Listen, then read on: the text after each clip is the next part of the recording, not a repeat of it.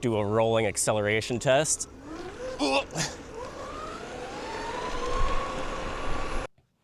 Hello and welcome to Out of Spec Scootz. I'm Comp. I'm here today, very excited to share with you a monstrosity of a DIY electric mountain board that I made a few years ago. It is this beast, based on the MBS Comp 95. How appropriate to find a model of the electric mountain board that's the Comp series. So MBS, it's got a few cracks going on.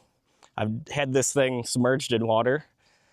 We'll see if the board breaks sometime soon, but plenty of plies left, and it seems like it's just the laminate that's starting to crack. No cracks on the bottom. Beautiful deck for electric drive. I've got two old school Turnigy Outrunners. These were part of an old E-Skate Hobby King kit that's no longer available. And it came with VESC, and these are on version 4.12.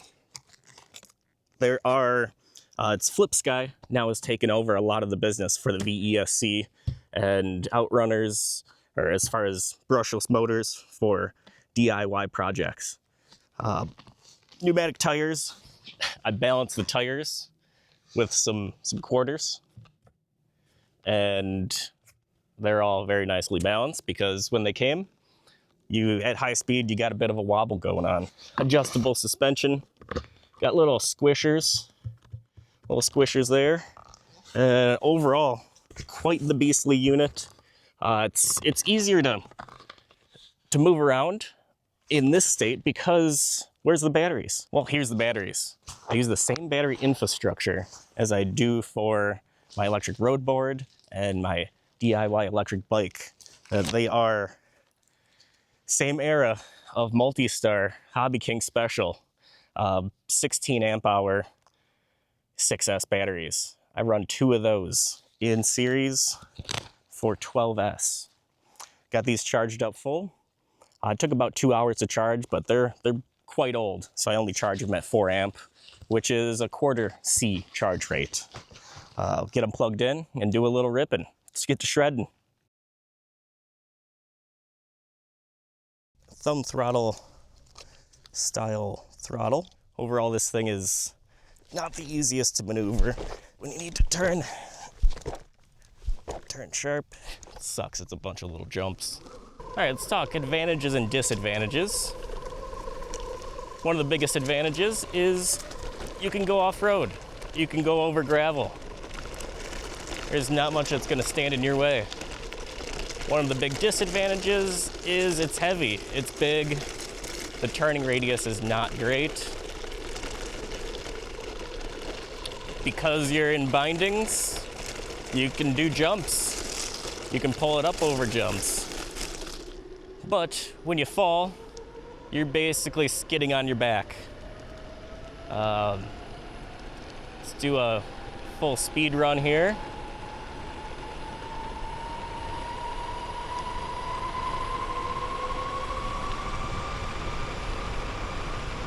Now we're at full speed. She's cooking. Oh, it's cooking.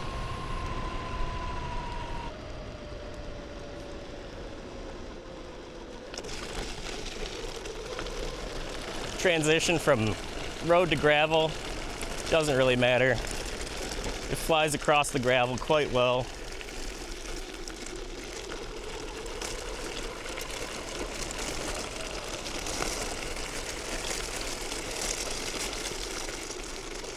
Another disadvantage, each time you get off, you gotta strap back on. And while you're going, it's almost impossible to resituate your feet. On a road skateboard, one of the nice benefits is to be able to resituate your feet as the terrain is needing it. But to go from gravel to road to off-road, No problem cruising across the grass. Hitting pretty wide open trails.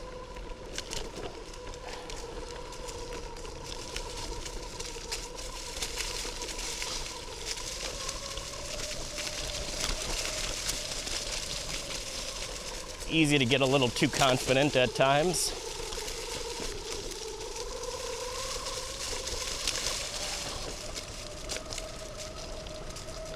With my old batteries, the range is not great. It's, I would estimate, about 15 miles or so.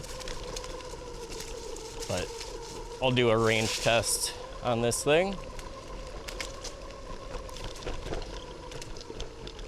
So here I'm getting to kind of a tight turn, and I basically have to stop, do a little jump, and reposition myself.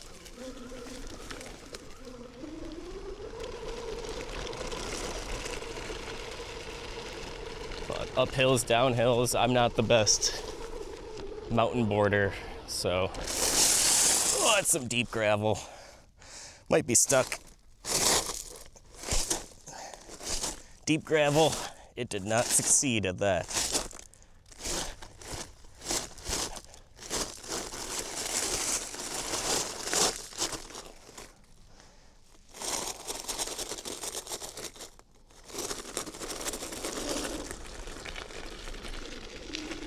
Traction control doing its thing.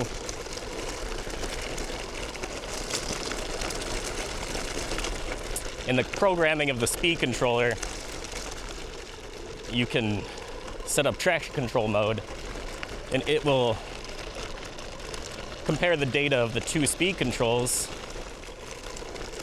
and if one is, you can even set the threshold between them. If one is a higher RPM, it doesn't let the other one free spin.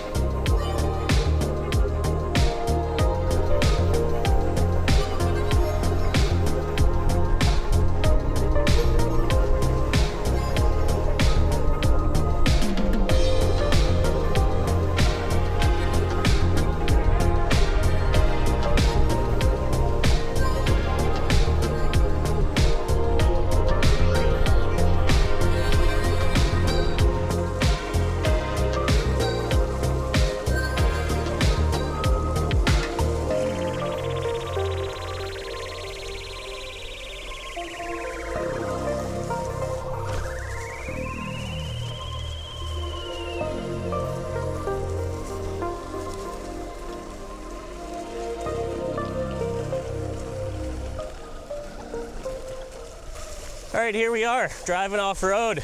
it's nothing. Plows through the off-road grass. Your back leg's gonna get tired. Your suspension is your legs mostly, even though there's a decent amount of squish in the tires and the pneumatic tires. And the trucks have that suspension squishy links in there. But overall, you barely even know that you're not on a road. Not many other skateboards gonna be able to do this. A little bit wet there.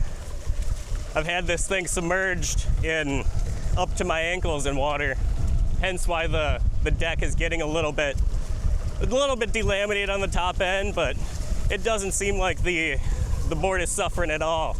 It still has plenty of pop in it, and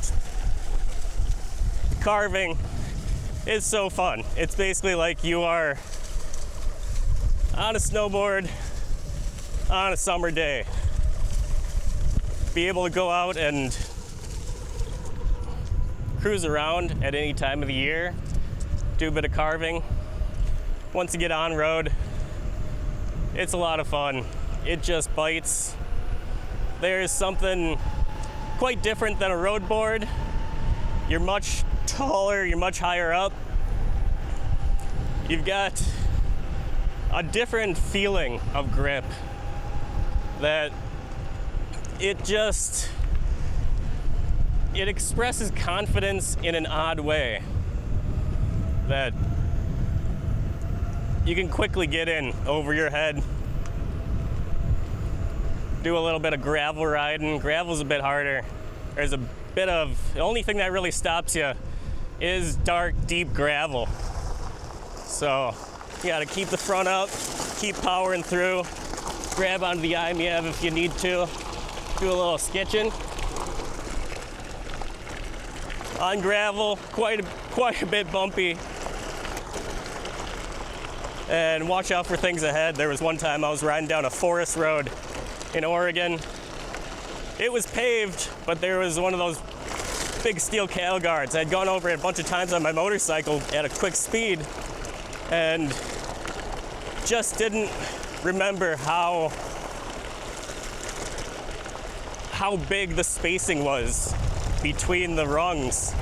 And getting closer to it, I basically I eyed it up and had a moment where I had to decide there's no abort in this. I'm gonna have to just take it. And so I pulled back, skimmed across it with the rear tires and pulled back a little too hard. That got to the other side after across and washed out front side, or washed out onto my hands and still was clipped in. So survived that one.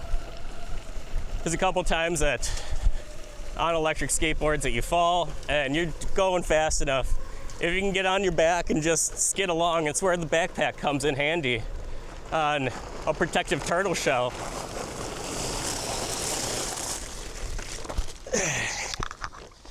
When you got bindings, it is hard to bail.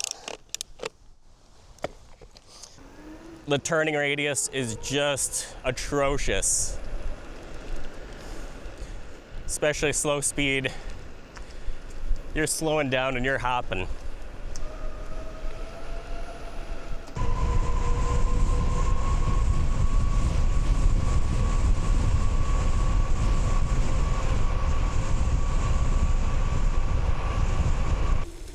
It is a lot easier to turn around toe side because you've got more confidence stretching out this way. It's hard to get your arms behind you to rebalance out.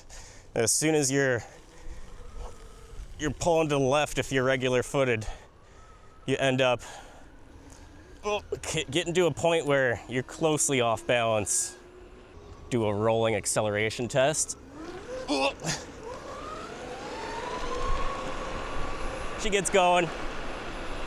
So out carving on the road, getting the big carves in, just putting the pressure down. Well, DIY electric mountain board, not all that practical, but a heck of a lot of fun. It'll eat through the gravel, it'll eat through the grass, it'll run through the brambles and run through the bushes where the rabbits couldn't find you. So I love it. I made it. It was one of those passion projects where just needed to figure out all the components and get them together. Nowadays, MBS even has their own mountain board. They've got a lot of DIY. They've got batteries, they've got speed controllers, they've got these mounts that work with their trucks, they've got the pulleys that work with their wheels. MBS has a little bit of everything for something if you've already got a mountain board and you want to put something together, especially if it's one of theirs. Overall, great build of a board, and I'm happy with it. It's a little dangerous, and hey, I didn't fall, so mission accomplished. Thanks for watching Out of Spec Scootz. Have a good day. Sweet.